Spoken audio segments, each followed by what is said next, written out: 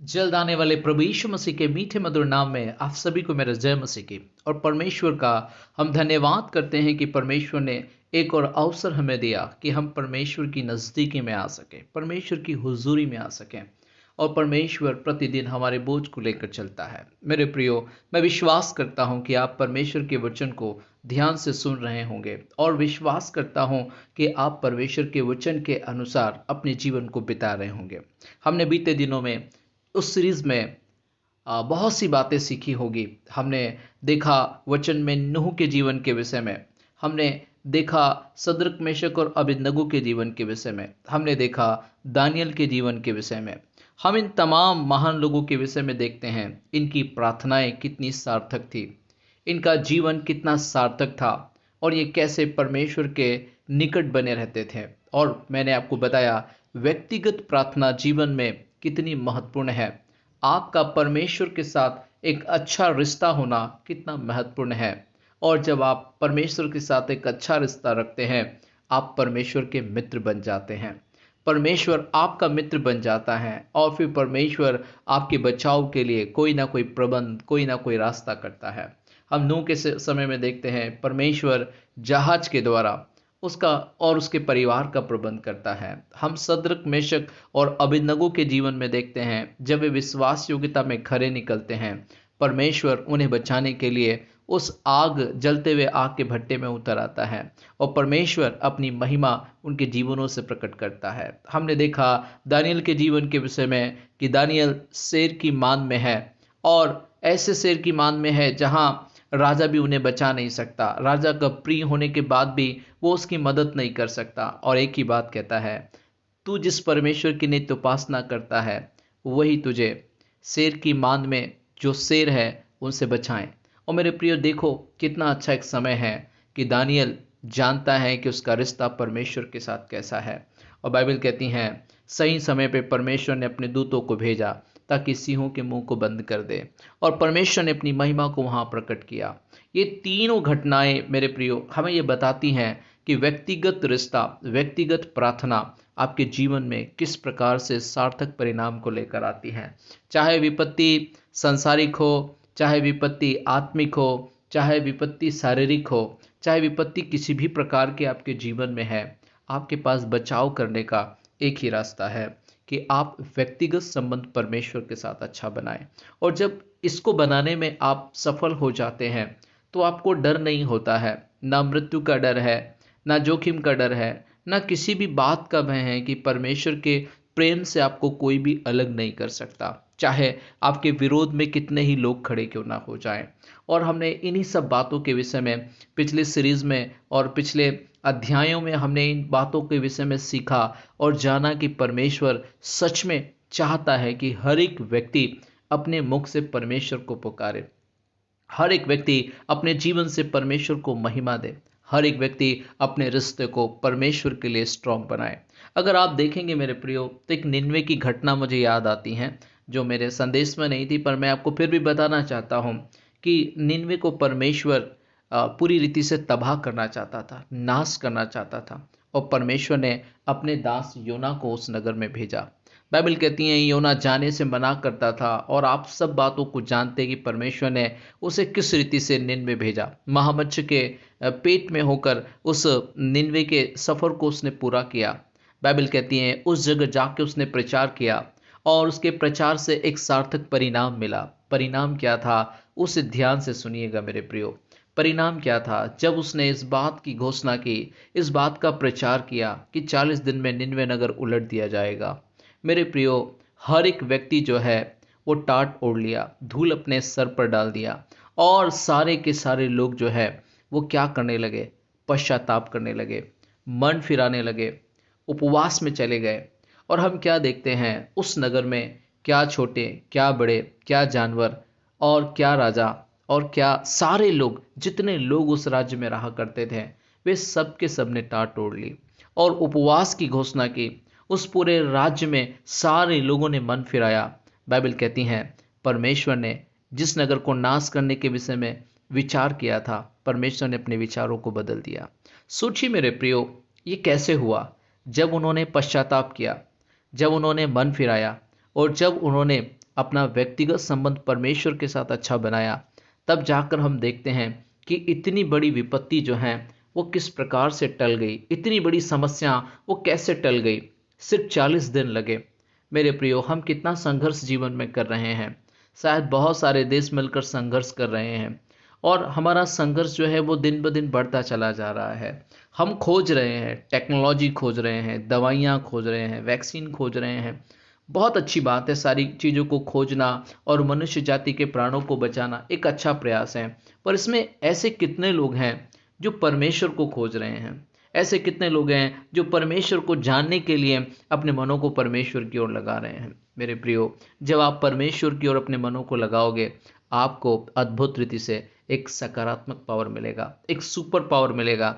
आपकी सकारात्मक सोच होगी। आप जान जाओगे कि सांस देने वाला और सांस लेने वाला सिर्फ परमेश्वर है और किसी कोई अधिकार ही नहीं है कि वो आपके प्राणों को ले ले। ना किसी बीमारी को अधिकार है, ना किसी व्यक्ति को अधिकार है। जब आपके अंदर इतनी सामर्थ होगी, जब आपकी प्रार्थनाएं, जब आपका संबंध परमेश्वर के साथ अच्छा होगा, मेरे प्रियो, आपको किसी भी बातों से भय नहीं लगेगा। एक मामूली सा बुखार भी इन दिनों लोगों को आते हैं तो लोगों के मनों में ऐसे ऐसे दूषित विचार, ऐसे नकारात्मक विचार भरे हुए हैं। वे सोचते हैं कि शायद ये एक बड़ी बीमारी ना हो, ये कोरोना ना हो, और शायद वो बीमारी ना होने पर भी हम देखते हैं एक दुखद रिजल्ट को कि बहुत से लोग संसार छोड़ के जा रहे हैं। मेरे प्रियो, क्या है कारण? क्योंकि उनके पास कोई ऐसी आशा नहीं है, उनके पास ऐसा कोई बचाने वाला परमेश्वर नहीं है जिस पर वो विश्वास कर सके कि हमारा परमेश्वर निश्चय हमें बचाएगा, हमारा परमेश्वर निश्चय हमारी हिफाजत करेगा, हमारी रक्षा करेगा। ये सांसारिक विपत्तियां होगी, शारीरिक विपत्तियां होगी जो जीवन में आ रही हैं। हो सकता है शैतान की ओर से हैं, लोग सोच रहे हैं शैतान की ओर से हैं। पर मेरे प्रियो, मैं आपको बता दूं, बाइबल के एक वचन में बहुत अच्छी बात लिखी है और जब आप उसको पढ़ेंगे, आमोस नबी की किताब है, अध्याय 3 और वचन 6। अध्याय 3 और वचन 6 पर जब आप जाओगे तो आपको वहां आमोस नबी की किताब पर एक विशेष बातें मिलेगी और वहां पर कुछ इस प्रकार से लिखा हुआ मिलेगा। आमोस नबी की किताब अध्याय 3 वचन 6, और कुछ इस प्रकार से लिखा है, क्या किसी नगर में नरसिंगा फूंकने पर लोग ना थरथराएंगे? क्या यहोवा के बिना भेजे किसी नगर में कोई विपत्ति पड़ेगी? आज लोग सोच रहे हैं, शायद टेक्नोलॉजी के कारण, शायद आविष्कार के कारण, शायद किसी देश की गलती के कारण, या कोई बैक्टीरिया या कोई वायरस हमारे पूरे विश्व में इस प्रकार से कार्य कर रहा है। कुछ लोग ये मानते हैं शायद 5G के कारण जिस प्रकार की सर्च हो रही है, जिस प्रकार की टेक्नोलॉजी जो है वो सर्चिंग की जा रही है, टेस्ट की जा रही है, उसके कारण शायद ये विपत्ति आ रही हैं। ये सिर्फ एक अनुमान लगाया जा रहा है कि ऐसा हो रहा है, वैसा हो रहा है। पर मेरे प्रियो, जो विश्वास करने वाले लोग हैं, मैं आपसे कहना चाहूँगा, थोड़ा बाइबल को पढ़कर देखें और आपको जानकारी मिल जाएगी, आपको पता चलेगा। इसलिए मैंने इस वचन पर ध्यान आकर्षित करना चाहा है आप लोग का। क्या लिखा है? आमोस 3 और 6 फिर से मैं पढ़ना चाहूँगा। क्या किसी नगर में नरसिंगा फूंकने पर लोग ना थरथराएंगे? क्या यहोवा के बिना भेजे किसी नगर में कोई विपत्ति पड़ेगी क्या? मेरे प्रियो, यदि आप सोचते हैं ये ऐसी कोई घटना है, या आप सोचते हैं शैतान की ओर से है, XYZ, आप जिसकी ओर से भी सोचते होंगे, पर मैं आपको बता दूं, यदि आप विश्वास करने वाले लोग हैं तो आपको इन बातों को समझना होगा कि परमेश्वर के बगैर, परमेश्वर के बिना कोई विपत्ति कभी भी किसी देश, किसी संसार में नहीं पड़ती। चाहे उसका कारण XYZ कुछ भी हो सकता है, पर आप इस बात को ध्यान दीजिए कि परमेश्वर ही है जो विपत्तियों का जनक है, भेजता है। वही विपत्तियों से बचाने वाला, छुड़ाने वाला परमेश्वर है। यदि आप विश्वास करते हैं तो इन वचनों को रख कर आप विश्वास करिए कि परमेश्वर ने ही विपत्तियां भेजी हैं और परमेश्वर जब चाहेगा आपको उस विपत्ति से छुटकारा भी देगा। मेरे प्रियो, इसलिए मैंने अपने संदेश में इन बातों के विषय में कहा कि मनुष्य का बचाव कैसे होगा और कैसे होगा। और ये हमारी आखिरी सीरीज है, या मैं कहूँगा ये उस सीरीज का एक आखिरी पद है जिसके विषय में आज हम चर्चा करने वाले हैं। और मैंने बताया था आपको बीते दिनों में कि यदि परमेश्वर जो है, यहेजकेल की किताब 14वें अध्याय और उसके 19वें वचन में कुछ इस प्रकार से लिखा है, यदि मैं उस देश में मरी फैलाऊं और उस पर अपनी जलजलाहट भड़काकर उसका लहू ऐसा बहाऊं कि वहां के मनुष्य और पशु दोनों नष्ट हो, तो चाहे नूह, दानियल और अय्यूब भी उसमें हो, तो भी प्रभु यहोवा की वाणी है, मेरे जीवन की सौगंध, वे ना पुत्रों को और ना पुत्रियों को बचा सकेंगे, अपने धर्म के द्वारा केवल अपने ही प्राणों को बचा सकेंगे। और हमने प्रारंभ किया था, देखिए मेरे प्रियो, इसलिए मैं आपसे कहता हूं कि एक व्यक्तिगत संबंध परमेश्वर के साथ बनाना बहुत जरूरी है। व्यक्तिगत रिश्ता परमेश्वर के साथ कायम रखना बहुत जरूरी है। ये आपको डराने के लिए, आपको भटकाने के लिए नहीं कह रहा हूं मेरे प्रियो। ये एक ऐसा समय चल रहा है जब आप परमेश्वर की ओर मुड़े। ये एक ऐसा समय चल रहा है जहां आपको एक सकारात्मक पावर जो है वो परमेश्वर की ओर से मिलेंगे। कई टेलीविज़न, कई लोग हमें बोल रहे हैं इस समय कि नकारात्मक बातों के विषय में सोचना बंद करो। तो शायद आप उन बातों को पढ़ते हैं और उन पर विश्वास कर लेते हैं, पर जब मैं आपसे पवित्र शास्त्र के अनुसार कहता हूं तो शायद कुछ लोग उस बात पर विश्वास नहीं करते होंगे, बोलते होंगे नहीं ऐसा नहीं है। अरे वो लोग भी तो आपको वही बातें बता रहे हैं कि इस समय सकारात्मक सोचें, अपने मनों को अच्छी बातों की ओर लगाए। हाँ, दुखद घटनाओं के विषय में और न्यूज़ पर आने वाले उन दुखी लम्हों को, उन बातों को, न्यूज़पेपर में आने वाली उन घटनाओं को, इतने मरे, इतना ऐसा हुआ, इन सब बातों पर जब आपका ध्यान लगता है तो आपके जीवन में हलचल होने लगती हैं। आप सोचने लगते हैं कहीं ये मेरे जीवन में तो नहीं घटेगा, और आप नकारात्मकता से भर जाते हैं और आप धीरे धीरे धीरे धीरे पीड़ित होने लगते हैं। मेरे प्रियो, आप समझ लीजिए, चाहे जीवन में कितना ही उतार चढ़ाव आ रहा है, आप थोड़ा सा समय दीजिए, परमेश्वर को समय दीजिए। वो परमेश्वर आपके जीवन में सब कुछ सही समय पे कर देगा। और देखते एक छोटा सा एग्जाम्पल अगर हम देखें कि तालाब का पानी जो है वो खराब हो जाता है और हम सोचते हैं कि पूरे तालाब का पानी खराब है, पर मेरे प्रियो, अगर आप समय देंगे तो आप क्या देखेंगे कि एक समय ऐसा आता है कि तालाब का वो खराब पानी जो शायद किसी वजह से हो गया है, वो धीरे धीरे धीरे धीरे धीरे जो है वो बैठ जाता है और ऊपर में आपको एक साफ सुथरा जल दिखता है। जब आप अपने जीवन में भी नकारात्मक बातों अगर आ गई हैं तो नकारात्मक बातों का भी एक समय है, धीरे धीरे धीरे धीरे वो नीचे बैठ जाएगी और आपका सारा का सारा जीवन जो है वो सकारात्मक बातों से भर जाएगा। मेरे प्रियो, बहुत सी बातें कहने और सुनने की है, पर मैं आपको जिन बातों के विषय में बताना चाह रहा था कि आज हम अय्यूब के विषय में देखना चाहेंगे। आखिरी है व्यक्ति ये जिसके विषय में बाइबिल कहती है कि यदि उस नगर में जहां परमेश्वर विपत्ति भेजने वाला है, चाहे नूह हो, चाहे दानियल हो, चाहे अय्यूब हो, ये तीनों व्यक्ति भी अगर पृथ्वी पर होंगे या ऐसा कोई व्यक्ति जिसका संबंध परमेश्वर के साथ अच्छा होगा, वे भी अगर होंगे तो वे अगर प्रार्थना करेंगे तो वे अपने प्राणों को बचा पाएंगे। मेरे प्रियो, बताने का मतलब यह है, क्या हम ऐसे नहीं हो सकते?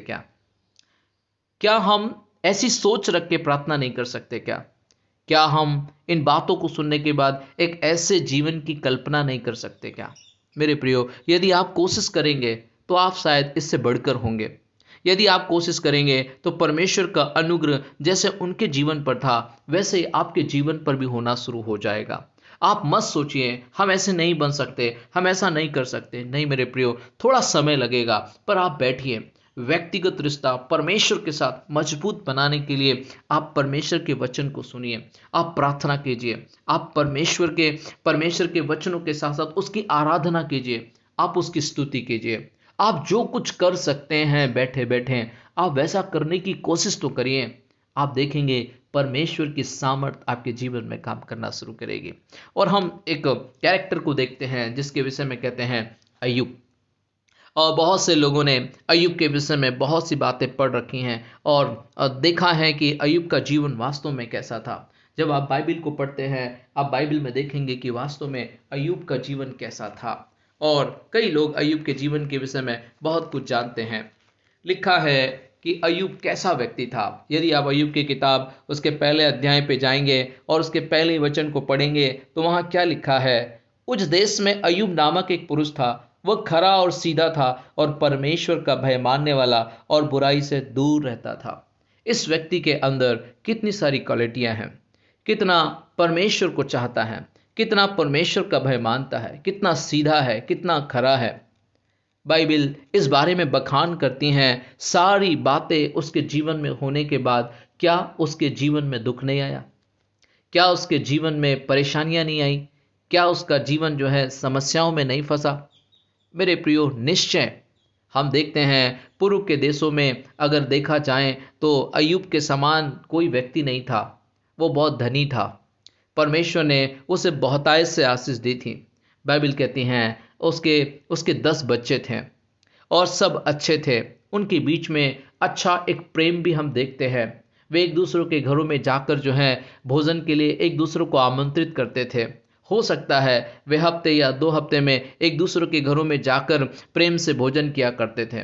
और कितना अच्छा उनका परिवार था और उनके परिवार में कितना स्नेह बना था। बाइबल कहती हैं इसके बाद भी अय्यूब को लगता था कि कहीं मेरे बच्चों से कोई गलती हो गई होगी, तो वे उनके लिए क्या करता था? उनके लिए वो उनके पापों के लिए वो क्या करता था? वो बलिदान चढ़ाया करता था। बाइबल कहती हैं वो होम बलि किया करता था।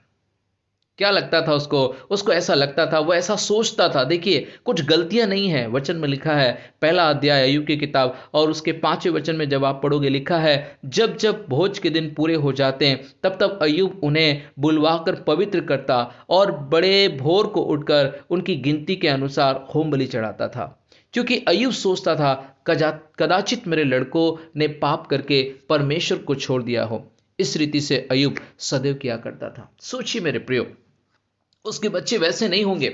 उसे ऐसा लगता था, उसकी सोच में भी अगर कोई बात आ जाती थी कि कोई गलती मेरे परिवार या मेरे बच्चों से हुई है, तो उनके बदले भी वो पश्चाताप करता था, उसके बदले भी वो बलिदान चढ़ाया करता था। इतना खरा, इतना परमेश्वर का भय मानने वाला, इतना सीधा और इतना बुराई से दूर रहने वाले व्यक्ति के जीवन में भी समस्या आई। हालेलुया। मेरे प्रियो, समस्या इस बात का प्रमाण नहीं है कि वो समस्या आपको नाश करेगी, बल्कि समस्या इस बात का प्रमाण है कि वो उस समय आपको जांचेगी। आपको एक स्टेप आगे धकाने के लिए भी कई बार समस्याएं आती हैं, आपके विश्वास को परखने के लिए कि आप विश्वास में कितने मजबूत हैं, कितनी प्रार्थनाओं में मजबूत हैं। कई विश्वासियों के जीवन में, कई सेवकों के जीवन में भी समस्याएं आएगी मेरे प्रियो। पर इसका मतलब ये नहीं कि हम घबरा जाएं। इसका मतलब ये नहीं हम परमेश्वर को छोड़ दें। इसका मतलब ये नहीं हम सोचने लगे कि कोई परमेश्वर नहीं जो हमारी प्रार्थनाओं का उत्तर दे। निश्चय परमेश्वर है और वो आपकी प्रार्थनाओं का उत्तर दे रहा है। अय्यूब के जीवन को देखते हैं। बाइबल कहती हैं परमेश्वर को भी इस बंदे पे बड़ा नाज था। बाइबल कहती हैं एक बार शैतान जो है वो परमेश्वर के पास पहुंचा और परमेश्वर ने उससे पूछा, तू कहाँ से आता है? बाइबल कहती हैं वो कहता है, मैं पृथ्वी लोक से घूमते घामते फिरते डोलते डालते आ रहा हूँ। और परमेश्वर चर्चा करता है। क्या कहता है पता है? अय्यूब की किताब पहला अध्याय और उसके 8वें वचन में जब आप देखोगे तो वहाँ लिखा है, यहोवा ने शैतान से पूछा, क्या तूने मेरे दास अय्यूब पर ध्यान दिया है? क्योंकि उसके तुल्य खरा और सीधा और मेरा भय मानने वाला और बुराई से दूर रहने वाला मनुष्य और कोई नहीं है। शैतान ने यहोवा को उत्तर दिया, क्या अय्यूब परमेश्वर का भय बिना लाभ के मानता है? क्या तूने उसकी और उसके घर की और जो कुछ उसका है उसके चारों ओर बड़ा बाड़ा नहीं बांधा है? तूने तो उसके काम पर आशीष दी है और उसकी संपत्ति देश भर में फैल गई है। देखिए मेरे प्रियो, यहाँ पर शैतान को बड़ी जलन होती है। शैतान जो है मनुष्य के विरोध में हो जाता है, परमेश्वर के विरोध में हो जाता है। जब परमेश्वर किसी व्यक्ति के विषय में, अपने दासों के विषय में जब शैतान से भी बातचीत करने लगता है कि देखो मेरा दास कैसा है, मेरा दास आज्ञाकारी है, मेरा दास मेरे साथ एक अच्छा संबंध रखता है, वो परमेश्वर का भय मानता है। शैतान इस बात को सह नहीं पाता है और वो कहता है, क्या वो बिना लाभ के तेरा भय मानता होगा? क्या वो बिना कारण के तेरी भक्ति करता होगा? क्या परमेश्वर उससे बातचीत करके क्या कहता है, परंतु अब अपना हाथ बढ़ाकर जो कुछ उसका है उसे छू, तब वो तेरे मुंह पर तेरी निंदा करेगा। शैतान इस प्रकार की बातें परमेश्वर के सामने कहता है और परमेश्वर जवाब देता है। यहोवा ने शैतान से कहा, सुन, जो कुछ उसका है वह तेरे हाथ में है, केवल उसके शरीर पर हाथ ना लगाना। तब शैतान यहोवा के सामने से चला गया। मेरे प्रियो, जितने बाइबल पढ़ने वाले हैं वो इन बातों को शायद अच्छी रीति से जानते हैं कि किस प्रकार से शैतान ने उसके परिवार को और उसकी धन संपत्ति को बर्बाद कर दिया। आज बहुत सारे लोग कष्ट में हैं, दुखों में हैं, परेशानियों में हैं और उनका बहुत सा पैसा जो है वो डॉक्टरी ट्रीटमेंट पे या इलाज में, या बहुत सारे लोगों ने अपने प्रिय लोगों को खो दिया है। फिर भी मैं आपसे कहता हूँ कि आपको आशा रखना बंद नहीं करना है, परमेश्वर पर भरोसा रखना बंद नहीं करना है, विश्वास योग्यता में चलना बंद नहीं करना है। एक ना एक दिन तो हमारे प्राण को जाना ही है और वो जाने वाले प्राण के लिए अगर हम सोचें कि परमेश्वर आपने हमारे साथ अच्छा व्यवहार नहीं किया, यदि आप हमारे तरफ होते हैं या आप हमारी सुनते, तो आज हम अपने प्रियो को कभी खो नहीं पाते। मेरे प्रियो, अय्यूब के जीवन में भी कष्ट का समय आया, वेदना का समय आया। बाइबल कहती है उसकी सारी संपत्तियां जो है वो लुट गई। उसके सारे परिवार में जितने उसके बेटे और बेटियां थे वे सब के सब जो है एक आंधी में नाश हो गए। और अय्यूब ऐसी अवस्था में भी कितना धीरज धरकर इन बातों के विषय में कहता है। जब आप अय्यूब की किताब पहला अध्याय और उसके 19वें वचन को आप जब पढ़ेंगे, 19 और 20 को, तब आपको बहुत अच्छी एक बात मिलेगी। लिखा है कि जंगल की ओर से बड़ी प्रचंड वायु चली और घर के चारों कोनों को ऐसा झोंका मारा कि वह जवानों पर गिर पड़ा और वे मर गए, और मैं ही अकेला बचकर तुझे समाचार देने आया हूं। तब अय्यूब उठा और बागा फाड़ सिर मुड़ाकर पृथ्वी पर गिरा और दंडवत करके कहा, मैं अपनी मां के पेट से नंगा निकला और वही नंगा लौट जाऊंगा। यहोवा ने दिया, यहोवा ही ने लिया, यहोवा का नाम धन्य है। इन सब बातों में भी अय्यूब ने ना तो पाप किया और ना परमेश्वर पर मूर्खता से दोष लगाया। मेरे प्रियो, आज इतनी कड़वाहट से संसार भरा हुआ है, इतने दुख से भरा हुआ है, इतनी वेदनाओं से भरा हुआ है कि वो एक दूसरे पर दोष लगाने से भी नहीं चूकता। वो कहता है परमेश्वर नहीं है, वो अपने आप को नहीं देखता, वो परमेश्वर के साथ किस प्रकार से अन्य रीति चल रहा है वो नहीं देखता। परंतु मेरे प्रियो, जब आप बाइबल को पढ़ेंगे कि दुख अय्यूब के जीवन में भी आया, सब कुछ बर्बाद हो गया, ऐसी अवस्था में भी अय्यूब अपने विश्वास से डगमगाया नहीं, अपने विश्वास से नहीं गिरा। बाइबल कहती हैं ये एक ही परीक्षा नहीं, अय्यूब के जीवनों में और भी परीक्षाएं आई। बार बार परमेश्वर अपने अपने भक्त की प्रशंसा शैतान के सामने करता और बार बार शैतान परमेश्वर के सामने उसे नाश करने के विषय में बातें करता। अब की बार जब उसकी परीक्षा हुई तो बाइबल कहती हैं 2 अध्याय और उसके 4 नंबर के वचन में लिखा है, शैतान ने यहोवा को उत्तर दिया, खाल के बदले खाल, परंतु प्राण के बदले प्राण। मनुष्य अपना सब कुछ दे देता है, इसलिए केवल अपना हाथ बढ़ाकर उसकी हड्डियां और मांस छू, तब वह तेरे मुंह पर तेरी निंदा करेगा। देखिए मेरे प्रियो, सब कुछ चले जाने के बाद भी शैतान शांत नहीं हुआ। वो फिर भी चाहता था कि अय्यूब के ऊपर जो परमेश्वर का हाथ है, अय्यूब के परिवार के तरफ जो बाड़ा था वो तो परमेश्वर ने खोल दिया, पर परमेश्वर का हाथ अय्यूब के जीवन पर है। वो एक अच्छा परमेश्वर के साथ संबंध रखने वाला, प्रार्थना करने वाला, खरा परमेश्वर का भय मानने वाला व्यक्ति है। विपत्तियां उसके भी जीवन में आ रही हैं, परंतु बाइबल बताती है कि हर विपत्तियों से अय्यूब निकलता चला गया। हालेलुया। मैं यही कहना चाहूंगा, यहोवा ने शैतान से कहा, सुन वह तेरे हाथ में है, केवल उसका प्राण छोड़ देना, बाकी जो भी तकलीफ है तुझे उसके जीवन में डालनी है डाल। और तब शैतान यहोवा के सामने से निकला। 2 अध्याय अय्यूब की किताब 7वें नंबर के वचन में देखोगे, तब शैतान यहोवा के सामने से निकला और अय्यूब को पाँव के तलवे से सिर की चोटी तक बड़े बड़े फोड़ों से पीड़ित किया। तब अय्यूब खुजलाने के लिए एक ठिकरा लेकर राख पर बैठ गया। तब उसकी स्त्री उससे कहने लगी, क्या तू अब भी अपनी खराई पर बना है? परमेश्वर की निंदा कर और चाहे मर जाए तो मर जा। देखिए मेरे प्रियो, परिवार के लोग, पत्नी जब इस बात के विषय में बोलने लगी, अय्यूब को कितना दुख हुआ होगा कि उस परमेश्वर की निंदा कर और चाहे मरता है तो मर जा। ऐसे दुख के समय लोग सांत्वना देने के लिए आते हैं, परंतु ऐसे दुख के समय जब कोई धिक्कारें, जब कोई निंदा करने के विषय में कहे, तो कैसा एक अनुभव, एक कड़वा अनुभव अय्यूब के जीवन में हुआ होगा। उसने उससे कहा, अपनी वाइफ से, तू एक मूढ़ स्त्री सी बातें करती हैं। क्या हम जो परमेश्वर के हाथ से सुख लेते हैं दुख ना लें? इन सब बातों में भी अय्यूब ने अपने मुंह से कोई पाप नहीं किया। Hallelujah, hallelujah. मेरे प्रियो, देखिए,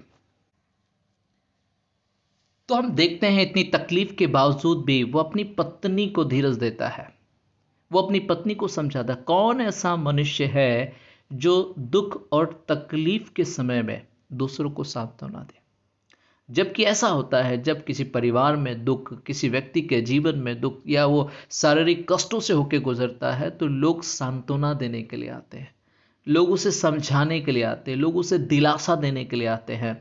पर ये व्यक्ति जिसका संबंध परमेश्वर के साथ मजबूत है, वो दुख के समय अपनी पत्नी को और बहुत से ऐसे लोगों को सांत्वना देता है। वो कहता है, वो हम जब परमेश्वर हमें सुख देता है तो हम उसे ग्रहण करते हैं। यदि वही परमेश्वर हमें दुख दे तो क्या हम दुख ना ले?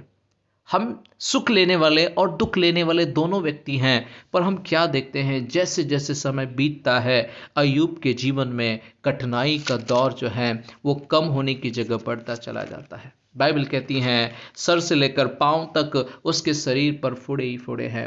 वो राख पर बैठ जाया करता है और ठिकरे से अपने शरीर को खुजलाया करता है और उसके बाल जो हैं शुतुरमुर्ग की तरह खड़े हो जाते हैं। उसका शरीर जो है वो दुर्गंध से भरा हुआ है। ऐसी अवस्था में उसके मित्र भी उसे देखते हैं तो पहचान नहीं पाते हैं। कितनी कष्ट और वेदना से उसको गुजरना पड़ता है। जब आप अय्यूब के और भी अध्यायों को पढ़ेंगे और उसको बहुत ध्यान से सुनेंगे, उनके तीन तीन मित्र जो हैं उनसे किस प्रकार की बातें करते हैं और कितना कष्ट उसके जीवन में है, वो उन बातों को समझ नहीं पाते हैं। वे ये सोचते हैं कि निश्चय अय्यूब से कोई गलती हुई होगी, अय्यूब ने कोई पाप किया होगा और उसी की वजह से परमेश्वर जो है अय्यूब के ऊपर इतनी भारी विपत्ति ले आया। मेरे प्रियो, मैं सच कहता हूँ उसके जांचे जाने का समय है और उसका संबंध परमेश्वर के साथ अच्छा है। इन बातों के पश्चात भी, इतनी कड़वाहट के पश्चात भी अय्यूब परमेश्वर के विरोध में बात नहीं करता। मेरे प्रियो, इतनी तकलीफ थी, इतनी वेदना उसको थी जिसके बारे में कल्पना करना भी मुश्किल है।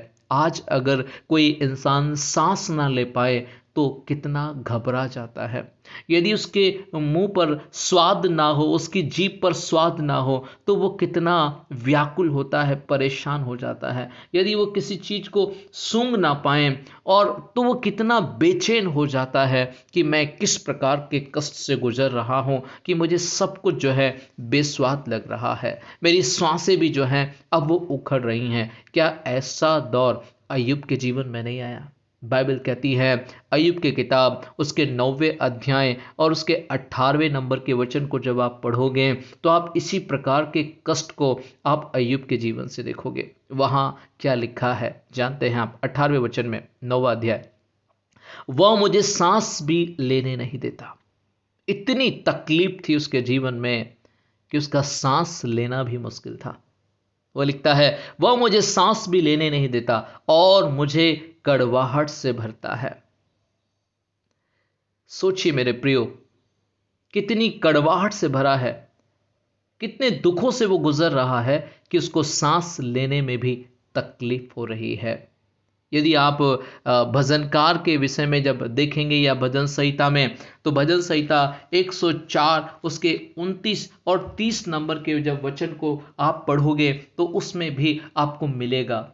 29-30 भजन संहिता 104 उसमें लिखा है, तू मुख फेर लेता है और वे घबरा जाते हैं, तू उनकी सांस ले लेता है और उनके प्राण छूट जाते हैं और मिट्टी में फिर मिल जाते हैं। मेरे प्रियो, यहाँ बहुत ध्यान से हमें समझने की ज़रूरत है कि सब कुछ परमेश्वर के नियंत्रण में है। आपको और मुझको जो सांसें मिली हैं, उन सांसों को भी परमेश्वर ने आपको और मुझको गिन कर दिया है। जितनी सांसें, अब हम सोचते हैं कि बहुत से लोग जो है वेंटिलेटर पर है, बहुत से लोगों को ऑक्सीजन मिल रही है, फिर भी वे मर क्यों जा रहे हैं? उनकी मृत्यु कैसे हो जा रही है? वे तो हॉस्पिटल तक पहुंच गए हैं, उनकी दवाइयां चल रही हैं। कई बार डॉक्टर कहता है यदि आप इसे 1 घंटे पहले लेकर आते तो निश्चय हम इनके लिए कुछ कर पाते, निश्चय हम इनको बचा पाते। पर मेरे प्रियो, जो लोग आज हॉस्पिटल में हैं, जो लोग आज समस्याओं में हैं, वे कई दिनों से एडमिट हैं, वे कई दिनों से बेड पर हैं, पर फिर भी उनके प्राणों को डॉक्टर नहीं बचा पा रहा है। मेरे प्रियो, मैंने टेलीविज़न पर देखा, एक डॉक्टर बड़ी रोते हुए इस बात को बोलता है कि मैं इस जॉब को छोड़ देना चाहता हूँ। क्यों? क्योंकि मैं किसी की मदद नहीं कर पा रहा हूँ।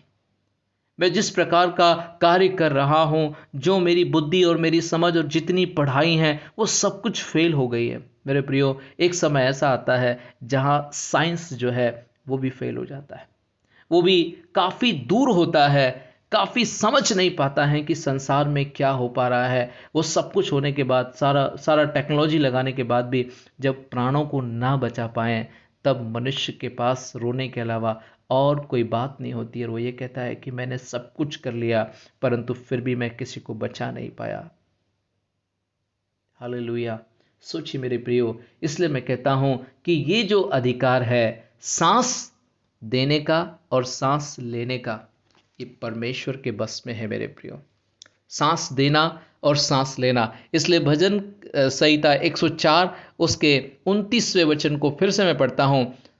तू मुख फेर लेता है। जब परमेश्वर मनुष्य से मुख फेर लेता है तो मनुष्य घबराने लगता है।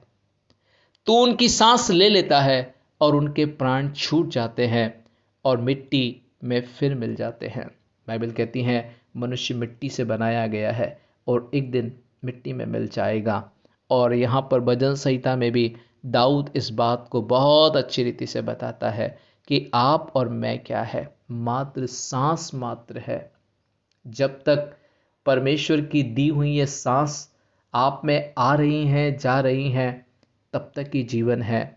और मनुष्य फिर भी इस संसार में कितना घमंड करता है। हालेलुया! उसे शायद इतना अहंग है, वो सोचता भी नहीं है कि ये परमेश्वर की दी हुई है और जब चाहे तब परमेश्वर इसे खींच लेता है। वचन में लिखा है 30वें वचन में, भजन संहिता 104:30 में, फिर तू अपनी ओर से सांस भेजता है और वे सिरजे जाते हैं और तू धरती को नया कर देता है। देखिए, सांस देना और सांस लेना ये परमेश्वर के अधिकार में है मेरे प्रियो। और जिसके अधिकार में है, यदि आप उसके साथ एक अच्छे संबंध को रखते हैं, आप उसे जानते हैं, उसे खोजते हैं, उससे प्रार्थना करते हैं, तो मेरे प्रियो, मैं सच कहता हूँ कि मनुष्य का बचाव केवल परमेश्वर ही कर सकता है। जब किसी के हाथ में कुछ नहीं होता है तो लोग यही कहते हैं कि दुआ करो कि वो ऊपर वाला परमेश्वर हम पर करम करे। और यही एक बात मैं आपको सिखलाना चाहता हूँ कि मनुष्य कितना बेबस है, कितना लाचार है, और किसकी वजह से है? क्योंकि मनुष्य परमेश्वर को जानते हुए भी नहीं जानता। बाइबल कहती है लोग सुनते हुए नहीं सुनेंगे, लोग देखते हुए नहीं देखेंगे, उनकी बुद्धि में कुछ नहीं सूझेगा। ऐसे हो गए हैं मनुष्य। और जब ये वचन चल रहा है तो कई लोग जो है मेरे प्रियो अभी भी इन बातों पर विश्वास नहीं करते हैं, और वो कहते हैं इस कारण से उस कारण से ये घटनाएं घट रही हैं। कुछ लोग तो मानते ही नहीं कि ये कोई घटना है, ये कोई बीमारी है, आई है और आकर चली जाएगी। परंतु मेरे प्रियो, मैंने आपको आमोस की किताब 3 अध्याय उसके 6वें नंबर के वचन में बताया कि यहोवा के बिना भेजे किसी नगर में कोई विपत्ति नहीं पड़ती है। इसलिए मेरे प्रियो, आपको ये समझना है, आखिरी एक वचन में बताना चाहता हूं आपको कि इस समय हमें करना क्या है। तो फिर बचने का रास्ता कहाँ है मेरे प्रियो? और मैं आपसे यही कहना चाहता हूं कि यदि उस देश में परमेश्वर विपत्ति भेजे और ये 3 मनुष्य भी होंगे तो वे अपने अपने प्राणों को ही बचा पाएंगे। इस बात को आप अपने चित्त में स्मरण करिए, इसे स्टोर करके रखिए मेरे प्रियो। हमें से नहीं पता किसका जीवन कब समाप्त हो जाएगा। क्यों? क्योंकि सांसें देना और लेना ये परमेश्वर के वश में है।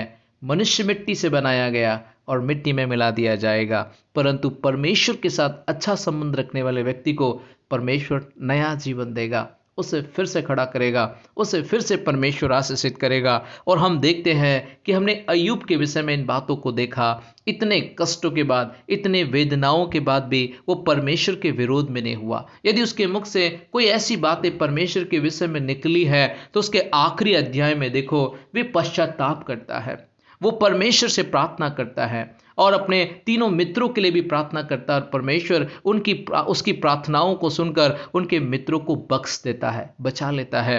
बाइबल कहती है जो कुछ उसका गया था उसका दुगना परमेश्वर अय्यूब को लौटा देता है। कारण क्या है?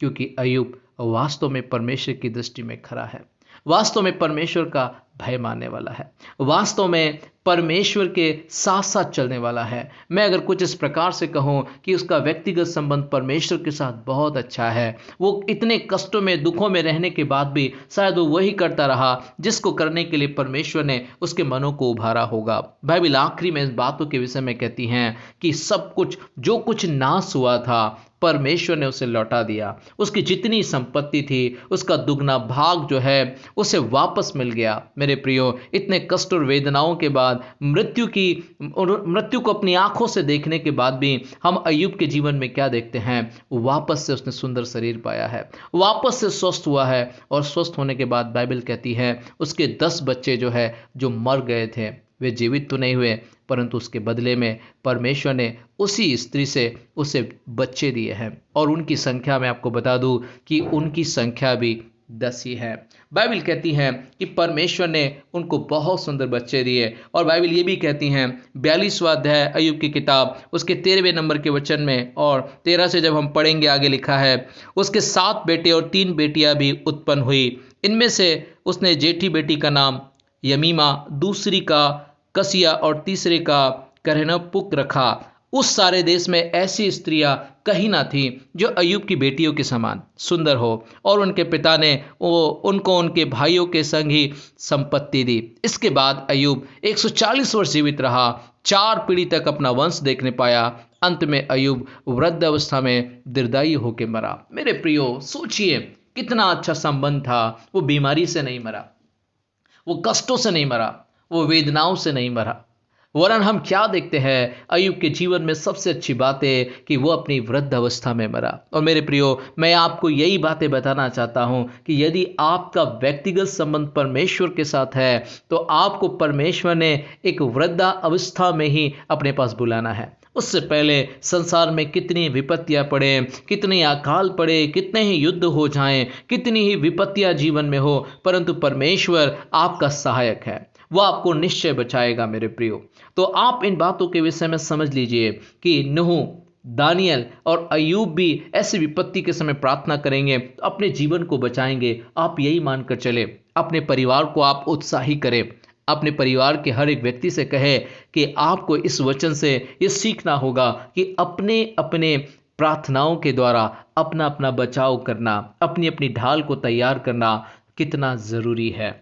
मेरे प्रियो, मैं कुछ और बातें बताकर, कुछ और वचन बताकर इस संदेश को समाप्त करना चाहूँगा। क्या आपने यिर्मयाह की इस 25वें अध्याय और उसके 32वें और 33वें नंबर पर कभी आपने ध्यान आकर्षित किया है कि यहोवा परमेश्वर कौन सी एक बात जो है वो मनुष्य से कहना चाहता है? यदि आप वहाँ देखेंगे यिर्मयाह अध्याय 25वां अध्याय उसके 32वें नंबर में यहोवा परमेश्वर पुराने नियम में क्या कहते हैं? सेनाओं का यहोवा यो कहता है, देखो विपत्ति एक जाति से दूसरी जाति में फैलेगी और बड़ी आंधी पृथ्वी की छोर से उठेगी। उस समय यहोवा के मारे हुओं के शव पृथ्वी के एक छोर से दूसरे छोर तक पड़े रहेंगे।